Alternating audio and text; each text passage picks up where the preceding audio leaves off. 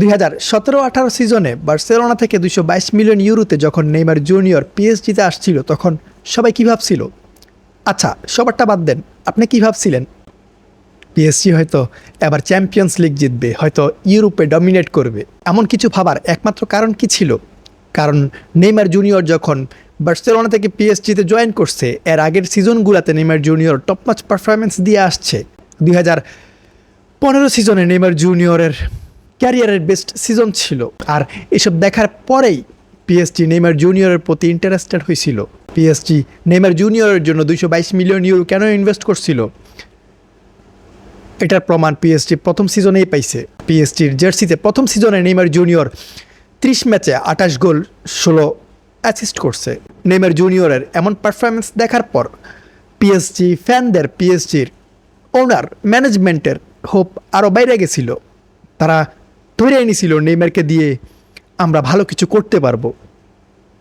নেইমারকে sign করানোর পর নাসার আল খেলাইফি মোনাকো থেকে কিলিয়ান এমবাপ্পেকে লোনে নিয়ে আসছিল।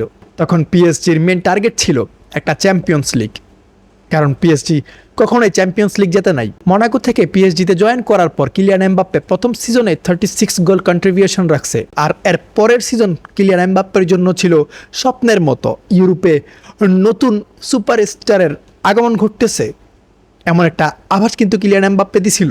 পিএসজিতে জয়েন করার পরের সিজনেই কিলিয়ান এমবাপ্পের 53 গোল কন্ট্রিবিউশন ছিল। যে পারফরমেন্স, যে কন্ট্রিবিউশন কিলিয়ান এমবাপ্পে এখন পর্যন্ত ধরে রাখছে রিয়াল মাদ্রিদে, এখন পর্যন্ত কিলিয়ান এমবাপ্পে সেই 50+ গোল কন্ট্রিবিউশন রাখতেছে। বাট 2017, 2018, 2019, 2020 গেল, Neymar, Kylian Mbappe, Cavani, Di Maria সবাই মিলে পিএসজিকে একটা চ্যাম্পিয়ন্স লিগ দিতে পারে নাই। বাট প্রতি সিজনে এরা লিগ 1 জিততেছে, ডোমেস্টিক ট্রফি জিততেছে, শুধুমাত্র একটা চ্যাম্পিয়ন্স লিগ ছাড়া। আর ঠিক তখনই লিওনেল মেসি অ্যানাউন্স করছে, ভাই আমি বার্সেলোনা ছাড়তেছি। এই খবর পাওয়ার পর নাসার আল খেলাইফির মাথা ঘুরে গেছে। ভাই টাকা পয়সা আছে, উনি কি করছে? উনি লিওনেল মেসিকে সাইন করাই ফেলছে। লিওনেল মেসি যখন পিএসজিতে জয়েন করছে তখন পিএসজির অ্যাটাকিং লাইন বিশ্বের সেরা অ্যাটাকিং লাইনে পরিণত হয়েছে। আপনি চিন্তা করেন, আপনার অ্যাটাকিং লাইনে Lionel Messi, Neymar junior, Kylian Mbappe, আপনার হোপ কেমন থাকবে? আপনি কি স্বপ্ন দেখবেন? আপনি স্বপ্ন দেখবেন আপনার টিম, আপনার ক্লাব ইউরোপে রাজত্ব করবে। বাট পিএসজির সাথে এমন হয় নাই। মেসি, নেইমার, এমবাপ্পে থাকার পরেও পিএসজি একটা চ্যাম্পিয়ন্স লিগ জিততে পারে নাই। পিএসজি সেই আগের মতোই ঘরোয়া ট্রফি, ডোমেস্টিক ট্রফি জিততেছে, এর বাইরে এদের কোনো ট্রফি নাই। এখন এখানে আপনি কাকে দোষ দিবেন? প্লেয়ার, কোচ, নাকি ম্যানেজমেন্টকে? ম্যানেজার হিসেবে থমাস টুকেল ছিল, এরপর পাচাত্তেনও আসছে, বাট কেউই সাকসেস হয় নাই।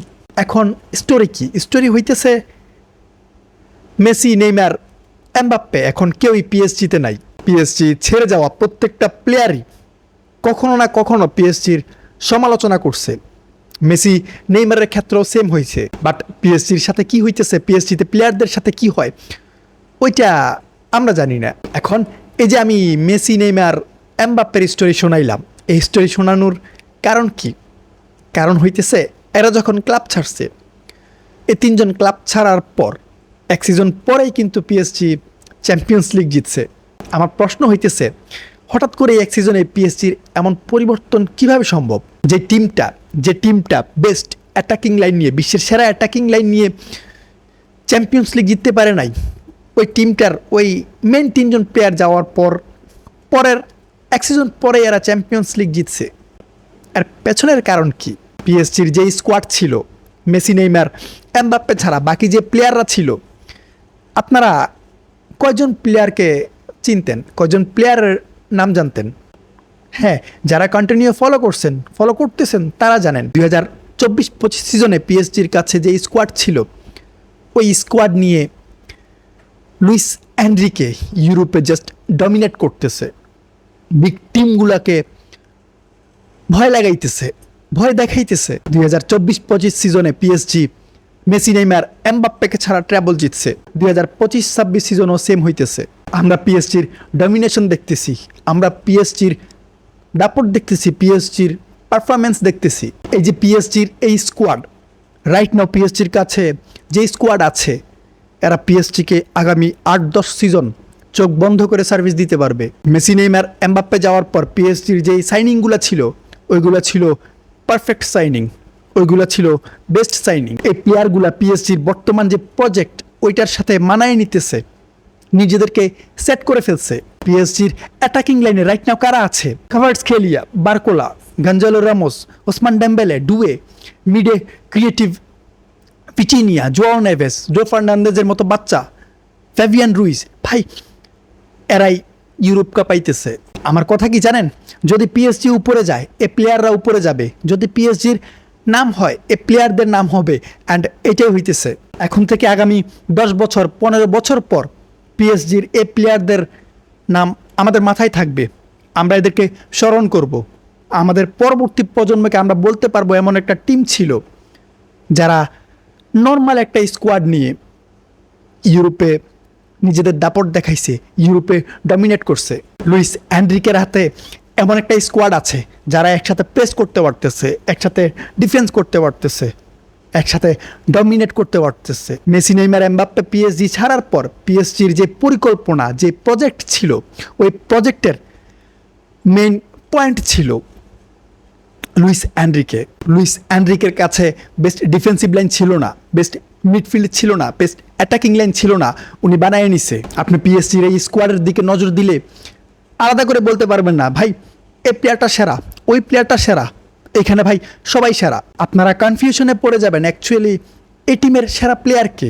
পিএসজির এই প্লেয়াররা ভাই এই টিমটার সাথে খুব ভালোভাবে লুইস এনরিকের এই প্রজেক্টের সাথে, তার গেম প্ল্যানের সাথে খুব ভালোভাবে সেট হইতেছে। রাইট নাও পিএসজি কেমন পারফরমেন্স করতেছে, যে পারফরমেন্স রিয়াল মাদ্রিদ করতে পারতেছে না, বার্সেলোনা করতে পারতেছে না, ইউরোপের টপ টিমগুলো করতে পারতেছে না। পিএসজি এখন ওই লেভেলে পারফরমেন্স করতেছে যাদের লেভেলে এই মুহূর্তে কেউ নাই। আপনার কাছে এই মুহূর্তে বায়ার্ন মিউনিকের স্কোয়াড, বায়ার্ন মিউনিকের যে প্যাকেজ, ভিনসেন্ট কোম্পানির যেই সিস্টেম, ওইটা অনেক বেশি স্ট্রং মনে হইতে পারে। হ্যাঁ, আমিও বলি বায়ার্ন মিউনিকের কাছে যে অ্যাটাকিং লাইন আছে, যেই ডিফেন্সিভ লাইন আছে, যেই মিডফিল্ড আছে, বিশ্বের সেরা। বাট 2 দিন আগেও এরা পিএসজির কাছে 5 গোল হজম করছে। হ্যাঁ, পিএসজি 4 গোল হজম করছে। কেন হজম করছে? ওই ম্যাচে পিএসজি ডিফেন্সই করে নাই, এরা জাস্ট এদের টার্গেট ছিল জাস্ট অ্যাটাক করবে। যদি পিএসজির টার্গেট ডিফেন্সিভ খেলা থাকতো তাহলে পিএসজি এত গোল কনসিড করতো না। এদের টার্গেট ছিল আমরা অ্যাটাক করে খেলবো, প্রেস করব।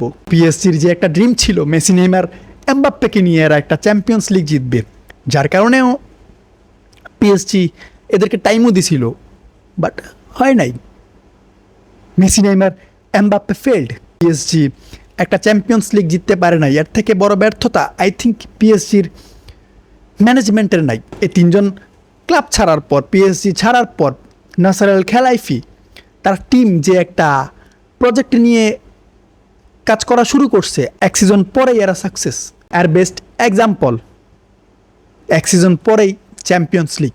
আর এই সাকসেসের পেছনে অনেক কারণ আছে। সবথেকে বড় কারণ পিএসজির ড্রেসিং রুম। যখন কিলিয়ান এমবাপ্পে, মেসি, নেইমার একসাথে ছিল তখন পিএসজির ড্রেসিং রুম শুধুমাত্র একজনের কন্ট্রোলে ছিল। ওই একজন যা বলবে তাই হবে, ওই একজন কাকে খেলাবে সেই খেলবে। যে সিচুয়েশনটা এখন রিয়াল মাদ্রিদে ক্রিয়েট হইতেছে, আপনারা যত কথাই বলেন ভাই পিএসজির ড্রেসিং রুম নষ্ট করছে কিলিয়ান এমবাপ্পে, এখন এখানে মেন পয়েন্ট আসে। মেন পয়েন্ট বলতে মেসি নেইমার এমবাপ্পে থাকার পরেও পিএসজি কেন চ্যাম্পিয়ন্স লিগ জিতে নাই, কেন সাকসেস হয় নাই? দেখেন এখানে অনেকগুলাই কারণ আছে। সর্বপ্রথম কোচ। মেসি নেইমার এমবাপ্পে যখন একসাথে ছিল তখন পচেত্তিনো ছিল। ওনার সিস্টেম কি, উনি কোন সিস্টেমে খেলায়, উনি কিভাবে প্রেস করে, কিভাবে ডিফেন্স করে, ওনার গেম প্ল্যান কি, ওইটা আমি এখন পর্যন্ত, সত্যি কথা আমি এখন পর্যন্ত বুঝতেছি না। উনি বিশ্বের সেরা অ্যাটাকিং লাইন নিয়ে, বিশ্বের সেরা 3 জন অ্যাটাকার নিয়ে একটা প্রেসিং সিস্টেম ক্রিয়েট করতে পারে নাই। ওনার অ্যাটাকাররা যদি একটু মিস্টেক করতো ওইটার ইফেক্ট পড়তো মিডে, ওটার ইফেক্ট পড়তো ডিফেন্সিভ লাইনে। আর ডিফেন্সিভ লাইন যদি একটু মিস্টেক করতো তাহলে ম্যাচের রেজাল্টটি চেঞ্জ হয়ে যাইতো। তবে হ্যাঁ, এখানে বলতে হইতেছে পিএসজির কাছে তখন কোয়ালিটিফুল বেস্ট মিডফিল্ডার ছিল না, মিডফিল্ড ছিল না। রাইট নাও যেটা আছে ওরকম মিডফিল্ড থাকলে হয়তো রেজাল্ট অন্যরকম হইতে পারতো। এরপর পাচেত্তিনো যখন কাজে আসতে ছিল না, পিএসজি কি করলো, পিএসজি কোচ চেঞ্জ করলো। পাচেত্তিনোর রিপ্লেসে ক্রিস্টেফো গাল্টিয়ারকে নিয়ে আসলো। উনি আইসা কি করলো, উনি আইসা সব উল্টে ফেলছে। উনি ব্যাক থ্রি নিয়ে খেলা শুরু করছে, মিডে 4 জন 5 জন 6 জন নিয়ে খেলতেছে। ওনার মেন টার্গেট ছিল কি, আমি ডিফেন্স করব না, আমার টিম অ্যাটাকিং ফুটবল খেলবে, যেহেতু আমার কাছে মেসি, এমবাপ্পে, নেইমার আছে, এরা প্রেস করবে, খেলবে, অ্যাটাক করবে। বাট উনিও সাকসেস হয় নাই। আপনি চিন্তা করেন, পিএসজির কাছে, পিএসজির অ্যাটাকিং লাইনে 3 জন প্লেয়ার পিএসজি 400 মিলিয়ন ইউরো দিয়ে সাইন করছে। বাট একটা প্রপার কোচ, একজন mastermind coach PSG sign করতে পারে নাই। সো এটার ব্যর্থতা পিএসজির, এটার ব্যর্থতা প্লেয়ারদের না, ব্যর্থতা পিএসজির ম্যানেজমেন্টের। এরপর আরও ইস্যু আছে, আরও ইস্যু বলতে এখানে লিডারশিপ অ্যান্ড ইগো প্রবলেম। দেখেন, পিএসজিতে কোনো লিডার ছিল না, একজন প্রপার লিডার ছিল না। ওই যে আমি আগে বলছি, এখানে সব কিছু একজন প্লেয়ারের ইঙ্গিতে চলতো। ভাই আমার সিটি, আমি যা বলবো তাই হবে। ড্রেসিং রুম কন্ট্রোল করতো কিলিয়ান এমবাপ্পে। মেসি নেইমার যখন পিএসজি ছাড়ছে তখন এরা কি বলছে, ভাই আমাদের মনে হইতেছে আমরা নরক থেকে বের হয়ে আসছি। সো বুঝতেই পারতেছেন ড্রেসিং রুম কেমন ছিল। এরপর ইগু,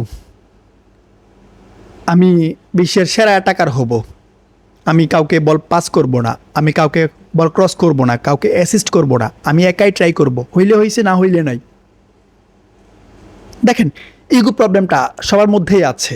রাইট নাও আমরা রিয়াল মাদ্রিদে দেখতেছি, ওইখানে কি হইতো, লিওনেল মেসি ব্যালন্ডর জিতে গেছে, ব্যালন্ডর জিততে হবে আরও। নেইমার জুনিয়র নিজেকে আলাদাভাবে চেনানোর জন্য বার্সেলোনা থেকে পিএসজিতে গেছে, তারও সেই টার্গেট, যা করার আমাকে করতে হবে। কিলিয়ান এমবাপ্পে প্রতি সিজন 40+, 50+ গোল কন্ট্রিবিউশন দিতেছে, তার টার্গেট কি, একটা ব্যালন্ডর, যেটা এখন পর্যন্ত পায় নাই। সো ওই সব কিছু থিঙ্ক করেই কিন্তু ওইখানে ইগোর প্রবলেমটা বাইরে গেছিল। কেউ কাউকে হেল্প করে নাই, কেউ চায় নাই সে গোল করুক, সবাই নিজেরটা ট্রাই করছে, যার কারণে পিএসজি সাকসেস হয় নাই। রাইট নাও পিএসজিতে লিডারশিপ আছে, রাইট নাও পিএসজির লিডারকে লুইস এনরিকে। তখন কি হইতো, তখনকার যেই অ্যাটাকাররা ছিল মেসি, এমবাপ্পে, নেইমার জুনিয়র, এদের থিঙ্কিং কী ছিল, ভাই আমি বেস্ট প্লেয়ার, আমি সুপারস্টার, আমি যদি এক ম্যাচ খারাপ করি বা কোচের কথা না শুনি, ম্যানেজমেন্টের কথা না শুনি, তাহলে আমাকে বেঞ্চ করবে না। বাট রাইট নাও এমন না। একদিন আগে ডেম্বেলে কি বলছে, আমি যদি প্রেস না করি, আমি কেন এত প্রেস করি, আমি যদি প্রেস না করি তাহলে পরের ম্যাচে লুইস এনরিকে আমাকে বেঞ্চ করে দিবে। সে দেখবে না আমি কি, আমি ব্যালন্ডর উইনার, সে দেখবে না আমি এই সিজন ব্যালন্ডর জিতবো, ওইটা লুইস এনরিকে দেখবে না, সে আমাকে সরাসরি বেঞ্চ করে রাখবে। সো আপনারা পরিবর্তন দেখতেছেন, পিএসজির পরিবর্তনের কারণ কি, leadership, project, game plan, dressing room solid রাখা। একটা ক্লাবের যদি এই সব কিছু ঠিক থাকে, এরা চ্যাম্পিয়ন্স লিগ জিতবে না, কে জিতবে, রিয়াল মাদ্রিদ।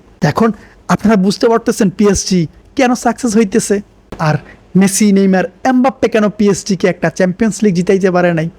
ভাই এইভাবে যদি চলতে থাকে, পিএসজির প্লেয়ারদের মধ্যে যদি কোনো ইগো না আসে, যদি লিডারশিপ চেঞ্জ না হয়, যদি লুইস এনরিকে থাকে, যদি ড্রেসিং রুম ঠিক থাকে, পিএসজি আগামী 10 বছর, আগামী 5 বছর ইউরোপে ডমিনেট করবে। এই যে নাসার আল খেলাইফি এত বছর এত প্লেয়ারের পিছিয়ে ইনভেস্ট করছে, উনি ভুল করছে, উনি টাকা আছে ইনভেস্ট করছে, বাট উনি কোনো প্রজেক্ট হাতে নেয় নাই, যেটা মেসি, নেইমার, এমবাপ্পে যাওয়ার পর ওনার মাথায় ঢুকছে, ভাই আমার একটা প্রজেক্টে মুভ অন করতে হবে।